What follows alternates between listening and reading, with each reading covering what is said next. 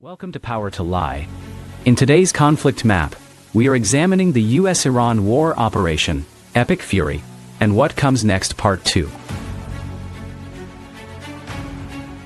On April 14, 2024, Iran launched over 300 missiles at Israel. Most were shot down. 0 civilians died. So why did that military victory make a full nuclear war more likely?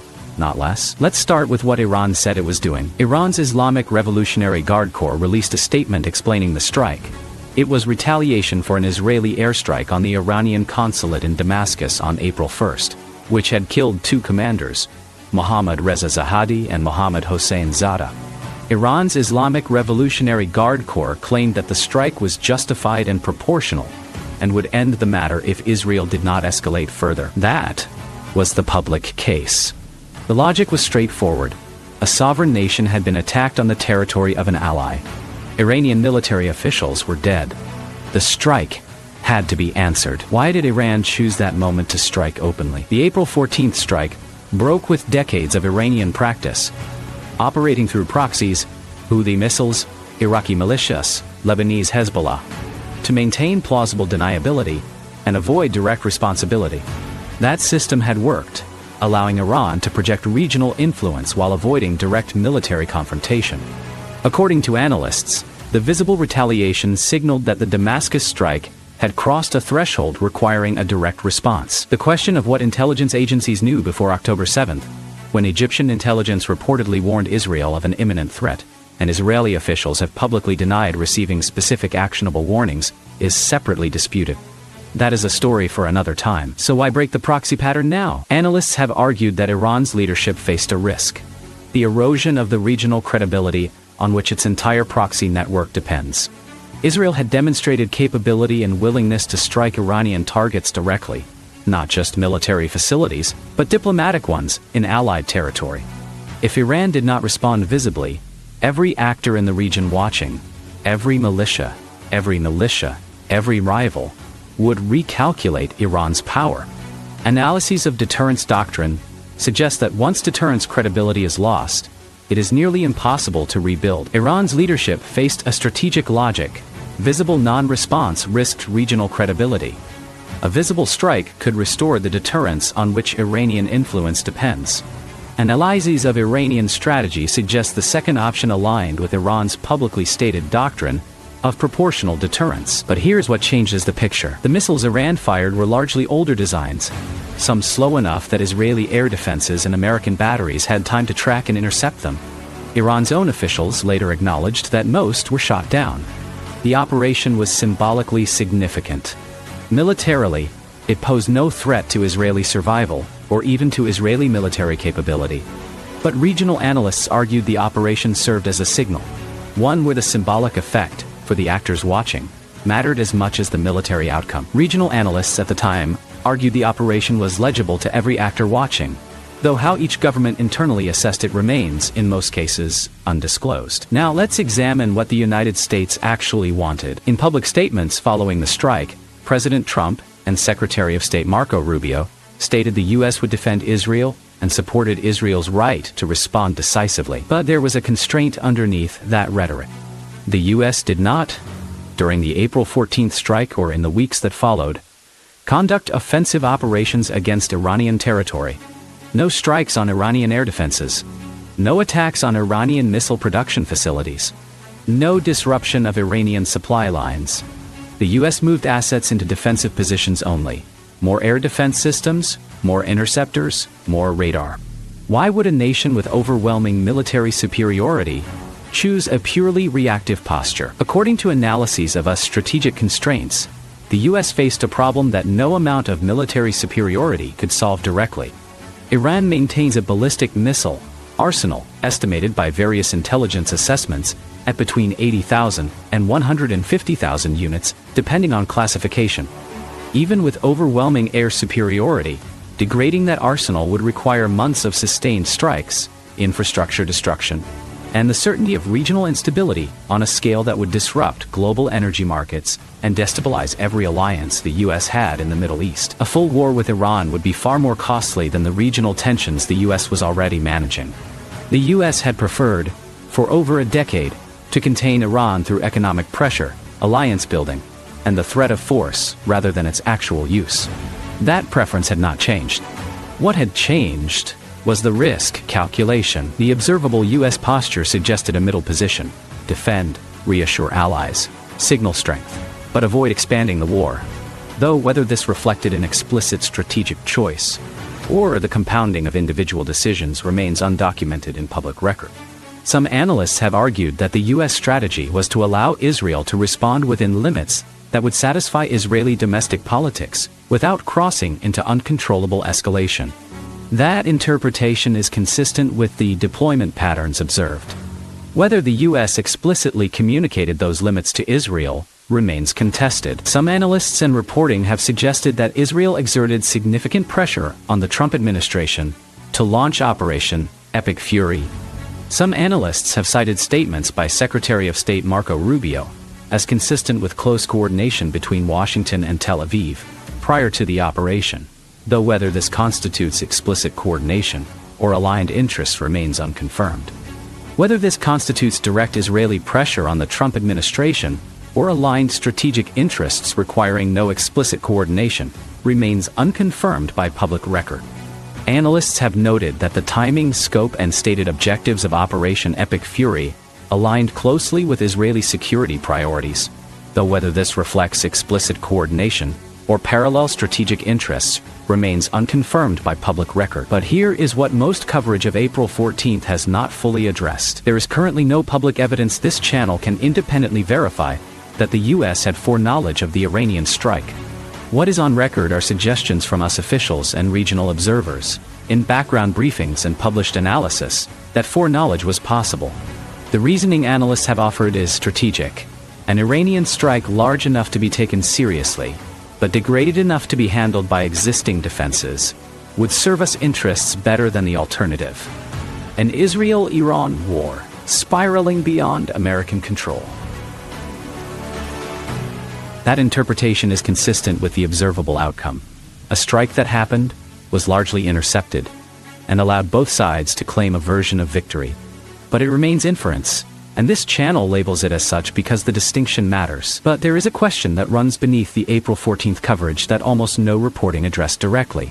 What did Operation Epic Fury actually target? This episode is narrated from 2026. The events described in this section are documented history, not speculation. In June 2025, 14 months after the April 2024 exchange, the United States military conducted Operation Midnight Hammer, a series of strikes on Iranian military and nuclear infrastructure using B-2 stealth bombers and long-range precision munitions. Operation Midnight Hammer was the operational precursor to Epic Fury's first wave, suppressing Iranian air defenses before the larger campaign began. The first wave of Operation Epic Fury included strikes on Iranian nuclear facilities.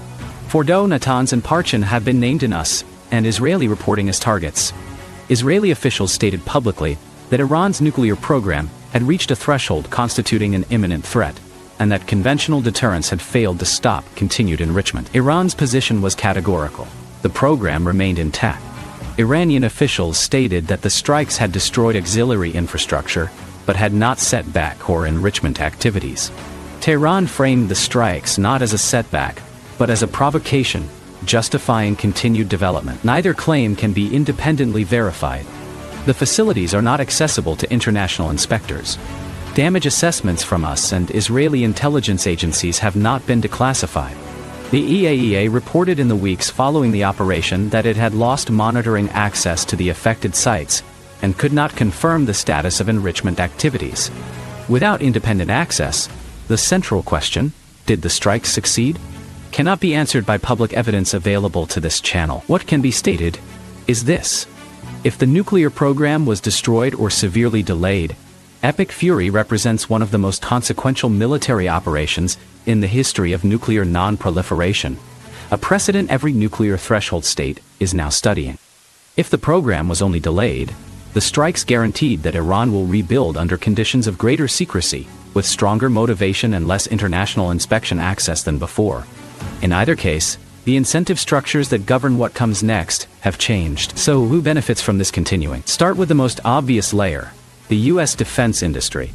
The April operations, and the certainty that more operations will follow, require air defense systems, interceptors, ammunition resupply, and sensor upgrades.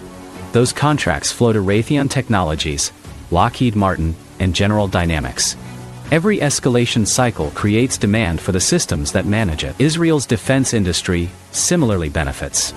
Iron Dome interceptors are not unlimited. Every salvo Iran fires means Israel must restock, creating sustained demand for Israeli manufacturers. This is not a hidden mechanism. It is how industrial economies function. But it matters to understanding incentives. For Iran's proxy network, Houthi forces in Yemen, Iraqi militias, and Hezbollah in Lebanon. The conflict sustains funding flows, operational justification, and strategic relevance. A resolution to Iran-Israel tensions would reduce the rationale for continued Iranian support to these networks. Israel has consistently stated that Iran's sponsorship of proxy forces, Hezbollah, Palestinian militias, Houthis, constitutes an ongoing existential threat to Israeli civilians. The April 1st strike on the Iranian consulate in Damascus was, from Israel's perspective, a necessary response to Iranian military coordination of attacks against Israeli territory from Syrian soil. Israel's stated position is that every Iranian-sponsored attack, whether direct or through proxies, must be met with response, or the appearance of impunity will invite further escalation. International legal scholars have debated whether a strike on a diplomatic mission meets the threshold of proportionality under international humanitarian law. What is documented is Israel's consistent public position that Iranian proxy infrastructure in Syria directly enables attacks on Israeli territory. Then there is the political layer. A conflict with Iran, or the sustained risk of one, has the observable effect of consolidating Israeli support across party lines. For Iran's leadership, analysts of Iranian domestic politics have argued, the conflict serves internal purposes. It provides justification for military spending, and sustains a narrative of resistance and deterrence that appeals to core constituencies. One actor rarely named in Western coverage of this conflict is China. As Iran's largest oil customer, China has sustained Iranian export revenues throughout the sanctions period. Chinese energy purchases have directly funded the military and nuclear programs now at the center of this conflict. For Beijing, a U.S. military commitment tied down in the Middle East reduces American bandwidth for the Pacific, a strategic benefit China has not publicly acknowledged, but analysts of Chinese foreign policy have consistently documented. And for the U.S., analysts have argued, there is a subtler strategic benefit, a Middle East organized around the U.S. security commitment, where Israel and the Gulf states depend on American military protection against Iran, is a Middle East where the U.S. retains leverage and relevance. A resolution to the Iran-Israel tensions might improve regional stability, but it would also reduce the need for us military presence. The question now is, what incentives exist for de-escalation? Israel has the most direct incentive to prevent the conflict from becoming a full war. A sustained conflict with Iran would be militarily draining and economically costly, but Israeli domestic politics reward toughness on security.